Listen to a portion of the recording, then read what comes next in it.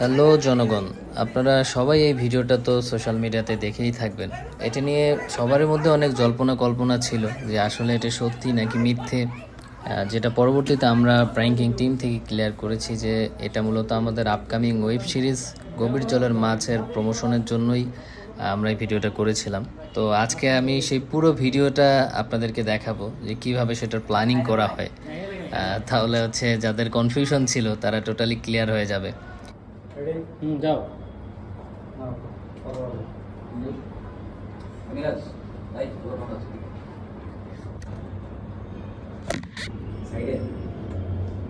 যা পরে আমাদের সিন আছে তখন পরে সিন আছে নেই।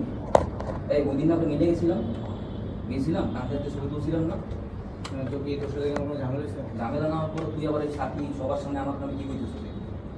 কি কইছে তুই কি কইছিস? এই কি পরের দিকে তো শুনছ না?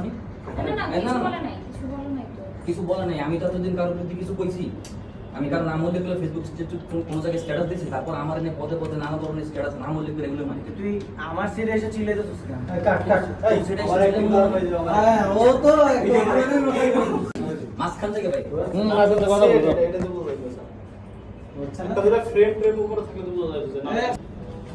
না না আসতে বিরাজ ভাই দেখে তো লক্ষ্য না।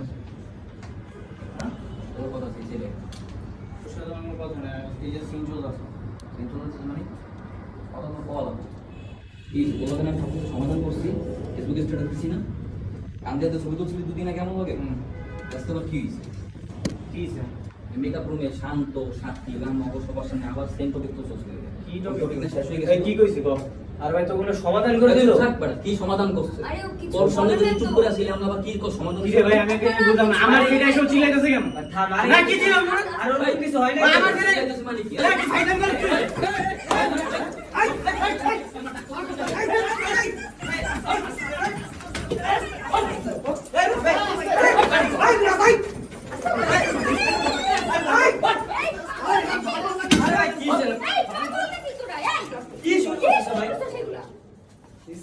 আমার সিটে এসে চিল্লাবে কেন? আরে ভাই মানে এই দেখতাছি আমার সিটে চিল্লাচ্ছে কেন? আমার শুরু হইতাছে ভাই শোন শুরু করব শোন আরে মিরাজ আরে জালে কাকা ভাই তো সরেন না ভাই তোর সমাধান করে